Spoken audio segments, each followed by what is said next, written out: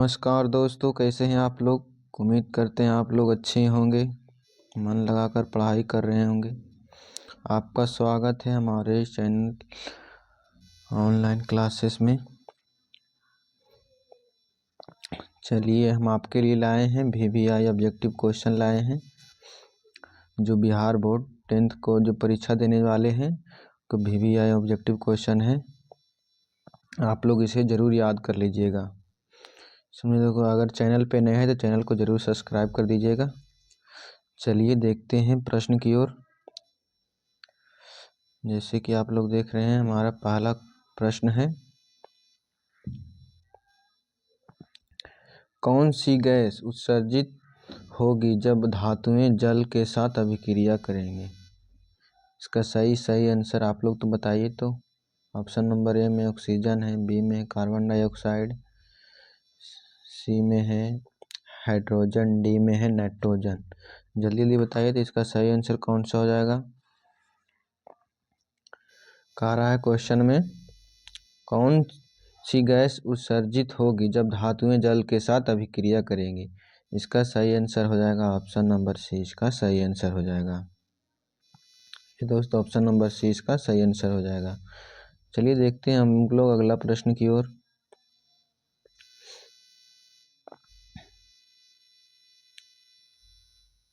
अगला प्रश्न कह रहा है, इलेक्ट्रॉन के स्थानांतरण से बने यौगिक कहलाते हैं। इलेक्ट्रॉन के स्थानांतरण से बने यौगिक क्या कहलाते हैं। ए में सहसंयोजी, बी में वैद्युत संयोजी, सी में कार्बनिक, डी में इनमें से कोई नहीं। इसका सही आंसर कौन सा है, जल्दी बताए तो जाइए तो आप लोग। तो सही आंसर ऑप्शन नंबर बी इसका सही आंसर हो जाएगा, वैद्युत संयोजी। चलिए देखते हैं अगला प्रश्न की ओर। कह रहा है, संगमरमर का रासायनिक सूत्र क्या है। ये VVI ऑब्जेक्टिव क्वेश्चन है दोस्तों, जो बार बार बोर्ड परीक्षा में पूछे जाते हैं। समझे दोस्तों, संगमरमर का रासायनिक सूत्र कौन सा है, जल्दी बताइए तो। ए में CaCO3 है, बी में MgCO3 है, डी में CaHCO3 के होल ट्वाइस है, डी में नन है। इसका सही आंसर कौन सा हो जाएगा, जल्दी जल्दी बताइए तो। संगमरमर का रासायनिक सूत्र कौन सा हो जाएगा। इसका सही आंसर हो जाएगा ऑप्शन नंबर ए, इसका सही आंसर हो जाएगा CaCO3। चलिए देखते हैं हम लोग अगला प्रश्न की ओर। 4 नंबर प्रश्न कह रहा है, जल H2O में हाइड्रोजन तथा ऑक्सीजन की परमाणु संख्याओं का अनुपात। जल में हाइड्रोजन तथा ऑक्सीजन की परमाणु संख्याओं का अनुपात कितना होगा। ए में 1:1, बी में 2:1, सी में 3:1, डी में 2:2। इसका सही आंसर कौन सा हो जाएगा, जल्दी बताइए तो। सही आंसर हो जाएगा ऑप्शन नंबर बी, इसका सही आंसर हो जाएगा 2:1, इसका सही आंसर हो जाएगा। चलिए देखते हैं हम लोग अगला प्रश्न की ओर।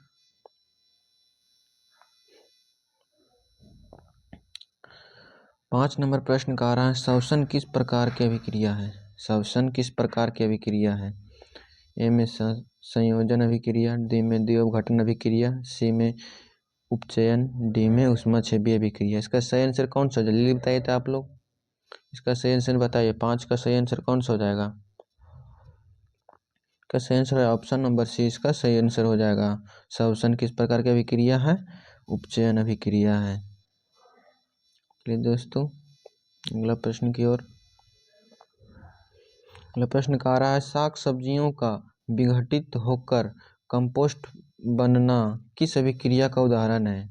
साग सब्जियों का विघटित होकर कंपोस्ट बनना किस अभिक्रिया का उदाहरण है। VVI जब ऑब्जेक्टिव क्वेश्चन है दोस्तों, देखिए इसका ऑप्शन देखिए। ए में ऊष्माशोषी, बी में ऊष्माक्षेपी, सी में उभयगामी। इसका सही आंसर कौन सा है, जल्दी बताइए तो। डी भी देख लेते हैं, डी में है प्रतिस्थापन।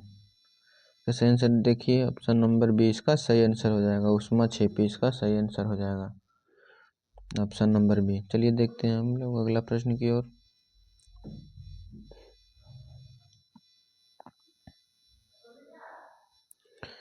17 में का, अरे टाइपिंग मिस्टेक हो गया है दोस्तों। देखिए, समीकरण H2 प्लस O2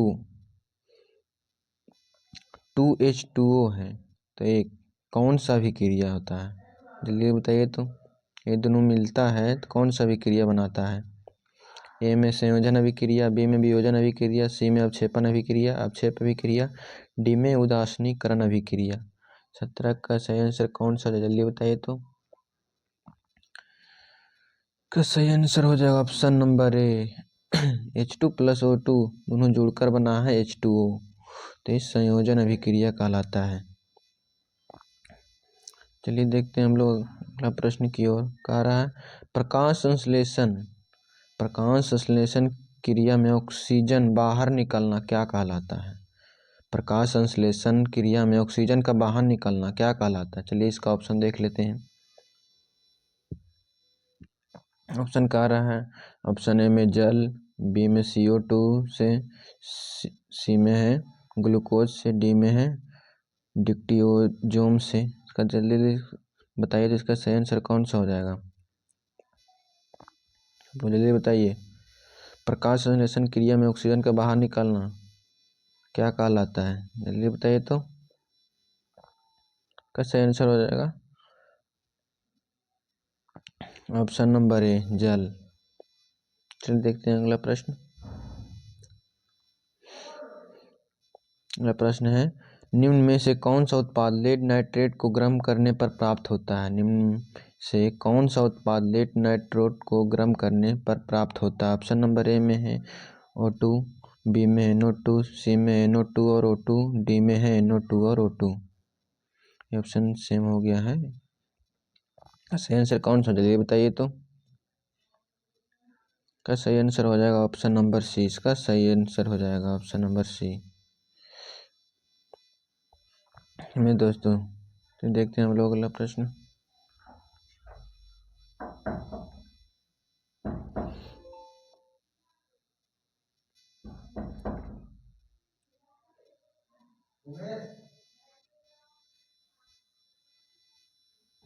चलिए दोस्तों 20 नंबर प्रश्न क्या कह रहा था? लोहे से जिंक को लेपित करने की क्रिया को क्या कहते हैं? लोहे से जिंक को लेपित करने की क्रिया को क्या कहते हैं? ऑप्शन में संचारण, बी में गलवेनीकरण, सी में पानी चढ़ाना, डी में विद्युत अपघटन। इसका सही आंसर कौन सा? जल्दी से बताइए। तो 20 का आप लोग बताइए। लोहा से जिंक को लेपित करने की क्रिया को क्या कहलाता है? जल्दी बताइए। तो सही आंसर हो जाए ऑप्शन नंबर 20 का सही आंसर हो जाएगा गलवेनीकरण। चलिए देखते हैं अगला प्रश्न। 21 नंबर प्रश्न क्या कह रहा है? नीचे दी गई अभिक्रिया के संबंध में कौन सा कथन सत्य है? ZnO प्लस सी से बनता है Zn प्लस CO। इसका सही आंसर कौन सा हो जाएगा? ए में कार्बन का उपचयित हो रहा है, ZnO उपचयित हो रहा है, सी में कार्बन अपचयित हो रहा है। इसका सही आंसर कौन सा हो जाएगा? ऑप्शन नंबर ए इसका सही आंसर हो जाएगा, कार्बन का उपचयित हो रहा है। चलिए देखते हैं हम लोग अगला प्रश्न। अगला प्रश्न है जिंक तथा लेड कॉपर की अपेक्षा क्या होता है? भी यह ऑब्जेक्टिव प्रश्न है दोस्तों। देखिए जिंक तथा लेड कॉपर की अपेक्षा क्या होता है? कम क्रियाशील होता है, अधिक क्रियाशील होता है, सी में समान क्रियाशील होता है, डी में सभी उत्तर संभव है। इसका सही आंसर कौन सा? जल्दी बताइए। तो ऑप्शन नंबर बी इसका सही आंसर हो जाएगा, अधिक क्रियाशील होता है। जिंक तथा लेड कॉपर की अपेक्षा अधिक क्रियाशील होता है। चलिए देखते हैं हम लोग अगला प्रश्न। 23 नंबर प्रश्न क्या कह रहा है? वे अभिक्रिया जिनमें भी कारकों के बीच आयनों का आदान प्रदान होता है उन्हें, ऑप्शन में देख लेते हैं दोस्तों क्या कह रहा है। संयोजन अभिक्रिया कहते हैं, बी में वियोजन अभिक्रिया कहते हैं, सी में द्विविस्थापन अभिक्रिया कहते हैं, डी में विस्थापन अभिक्रिया कहते हैं। इसका सही आंसर कौन सा हो जाएगा? जल्दी से बताइए। तो दोनों बताते जाइए। वे अभिक्रिया जिनमें अभिकारकों के बीच आयनों का आदान प्रदान होता है उन्हें क्या कहते हैं? जल्दी बताइए। तो ऑप्शन नंबर सी इसका सही आंसर हो जाएगा, द्विविस्थापन अभिक्रिया कहते हैं। चलिए देखते हैं अगला प्रश्न।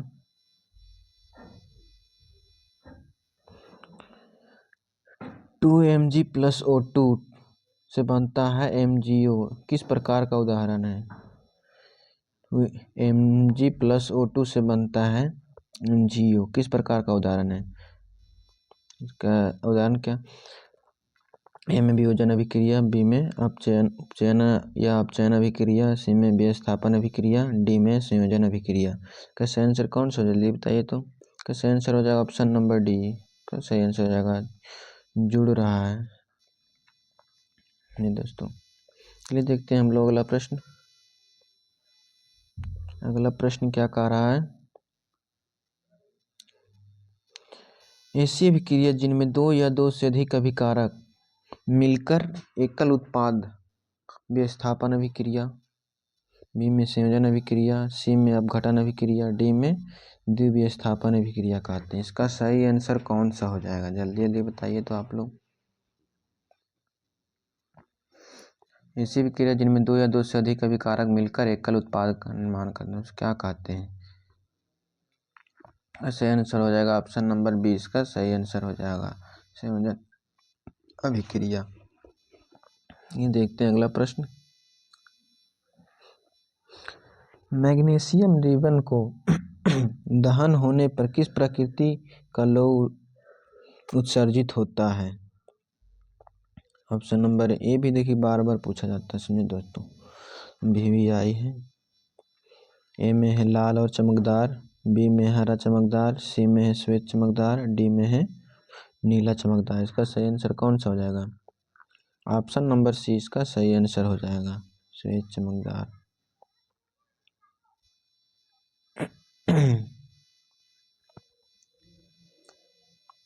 चलिए दोस्तों हम लोग अगला प्रश्न की ओर चलते हैं।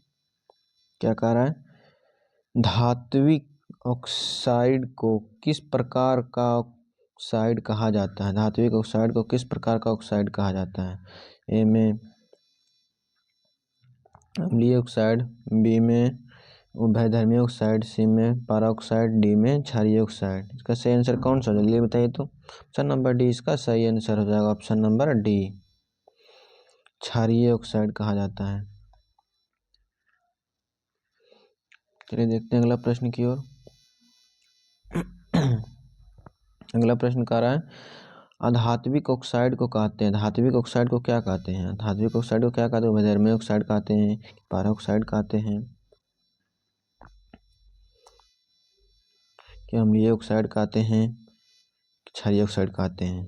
तो सही आंसर कौन सा? ऑप्शन नंबर सी इसका सही आंसर हो जाएगा, अम्लीय ऑक्साइड कहते हैं धात्विक को। ये देखते हैं अगला प्रश्न। निम्नलिखित में कौन ऑक्सीकारक है? ए में H2, बी में CO, सी में H2S, डी में O2। इसका सही आंसर कौन सा? जल्दी बताइए तो। ऑप्शन नंबर डी इसका सही आंसर हो जाएगा, option number D, option number D इसका सही आंसर हो जाएगा O2। चलिए देखते हैं हम लोग अगला प्रश्न। अगला प्रश्न कह रहा है निम्नलिखित में कौन अपकारक गुण प्रदर्शित करता है? निम्नलिखित में कौन अपकारक गुण प्रदर्शित करता है?